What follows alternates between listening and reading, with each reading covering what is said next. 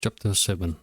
When Solomon had finished praying, fire came down from heaven and consumed the burnt offering and the sacrifices. And the glory of the Lord filled the temple, and the priests could not enter the house of the Lord, because the glory of the Lord had filled the Lord's house. When all the children of Israel saw how the fire came down, and the glory of the Lord on the temple, they bowed their faces to the ground on the pavement, and worshipped and praised the Lord, saying, For he is good, for his mercy endures forever. Then the king and all the people offered sacrifices before the Lord. King Solomon offered a sacrifice of 22,000 bulls and 120,000 sheep. So the king and all the people dedicated the house of God. And the priests attended to their services, the Levites also with instruments of the music of the Lord, which King David had made to praise the Lord, saying, For his mercy endures forever. Whenever David offered praise by their ministry, the priests sounded trumpets opposite them, while all Israel stood. Furthermore, Solomon consecrated the middle of the court that was in front of the house of the Lord. For there he offered burnt offerings and the fat of the peace offerings, because the bronze altar which Solomon had made was not able to receive the burnt offerings, the grain offerings, and the fat. At that time Solomon kept the feast 7 days, and all Israel with him, a very great assembly from the entrance of Hamath to the brook of Egypt. And on the 8th day they held a sacred assembly, for they observed the dedication of the altar 7 days, and the feast 7 days. On the 23rd day of the 7th month he sent the people away to their tents, joyful and glad of heart for the good that the Lord had done for David, for Solomon, and for his people Israel. Thus Solomon finished the house of the Lord and the king's house, and Solomon successfully accomplished all that came into his heart to make in the house of the Lord, and in his own house. Then the Lord appeared to Solomon by night and said to him, I have heard your prayer, and have chosen this place for myself as a house of sacrifice. When I shut up heaven and there is no rain, or command the locusts to devour the land, or send pestilence among my people, if my people who are called by my name will humble themselves and pray and seek my face, and turn from their wicked ways, then I will hear from heaven and will forgive their sin and heal their land. Now my eyes will be open and my ears attentive to prayer made in this place. For now I have chosen and sanctified this house, that my name may be there forever, and my eyes and my heart will be there perpetually. As for you, if you walk before me as your father David walked, and do according to all that I have commanded you, and if you keep my statutes and my judgments, then I will establish the throne of your kingdom, as I covenanted with David your father, saying, You shall not fail to have a man as ruler in Israel. But if you turn away and forsake my statutes and my commandments, which I have set before you, and go and serve other gods and worship them, then I will uproot them from my land which I gave them. And this house which I have sanctified for my name I will cast out of my sight, and will make it a proverb and a byword among all peoples. And as for this house which is exalted, everyone who passes by it will be astonished and say, Why has the Lord done this to this land and this house? Then they will answer, Because they forsook the Lord God of their fathers, who brought them out of the land of Egypt, and embraced other gods, and worshipped them and served them. Therefore he has brought all this calamity on them. Chapter 8. It came to pass at the end of 20 years, when Solomon had built the house of the Lord and his own house, that the cities which Hiram had given to Solomon, Solomon built them, and he settled the children of Israel there. And Solomon went to Hamath Zobah and seized it. He also built Tadmor in the wilderness, and all the storage cities which he built in Hamath. He built Upper Beth-horon and Lower Beth-horon, fortified cities with walls, gates, and bars. Also Baalath, and all the storage cities that Solomon had, and all the chariot cities in the cities of the cavalry, and all that Solomon desired to build in Jerusalem, in Lebanon, and in all the land of his dominion. All the people who were left of the Hittites, Amorites, Perizzites, Hivites, and Jebusites, who were not of Israel, that is, their descendants who were left in the land after them, whom the children of Israel did not destroy. From these Solomon raised forced labor, as it is to this day. But Solomon did not make the children of Israel servants for his work. Some were men of war, captains of his officers, captains of his chariots and his cavalry, and others were chiefs of the officials of King Solomon, 250, who ruled over the people.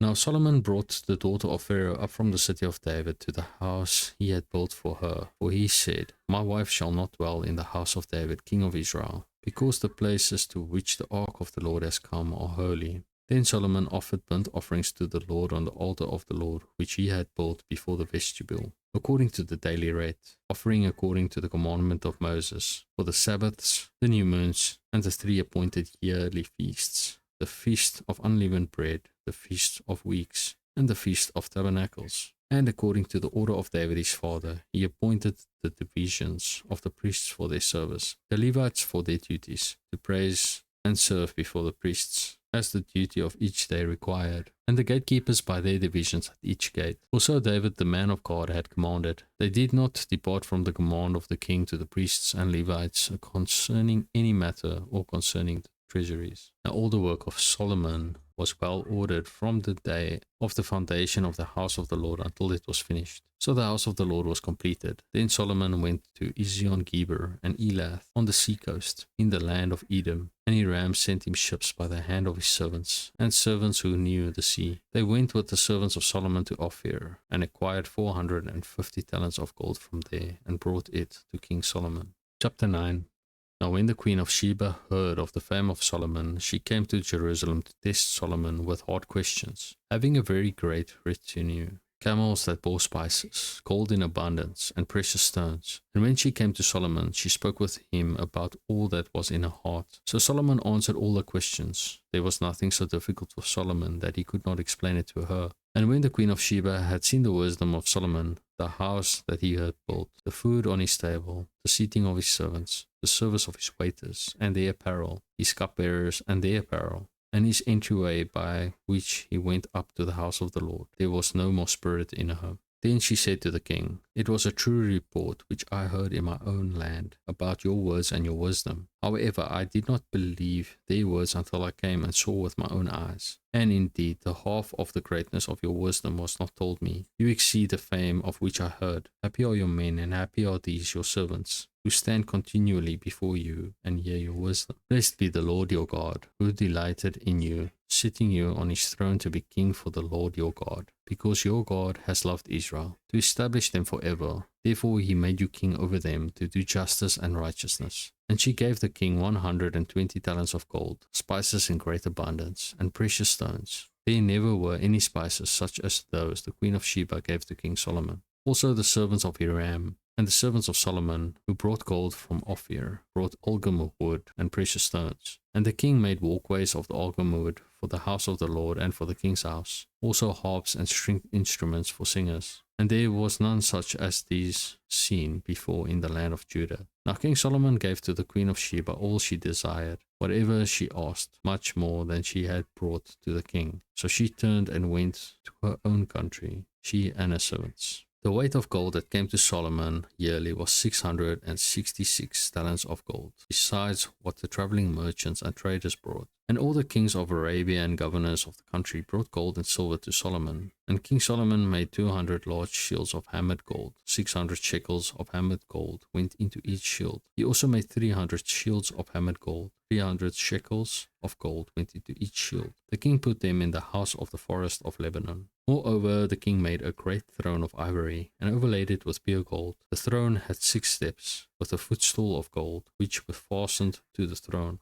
There were armrests on either side of the place of the seat, and 2 lions stood beside the armrests. 12 lions stood there, one on each side of the 6 steps. Nothing like this has been made for any other kingdom. All King Solomon's drinking vessels were gold, and all the vessels of the house of the forest of Lebanon were pure gold. Not one was silver, for this was accounted as nothing in the days of Solomon. For the king's ships went to Tarshish with the servants of Hiram. Once every 3 years the merchant ships came, bringing gold, silver, ivory, apes, and monkeys. So King Solomon surpassed all the kings of the earth in riches and wisdom, and all the kings of the earth sought the presence of Solomon to hear his wisdom, which God had put in his heart. Each man brought his presents, articles of silver and gold, garments, armor, spices, horses, and mules, at the set rate year by year. Solomon had 4,000 stalls for horses and chariots, and 12,000 horsemen, whom he stationed in the chariot cities and with the king at Jerusalem. So he reigned over all the kings from the river to the land of the Philistines, as far as the border of Egypt. The king made silver as common in Jerusalem as stones, and he made cedar trees as abundant as the sycamores which are in the lowland.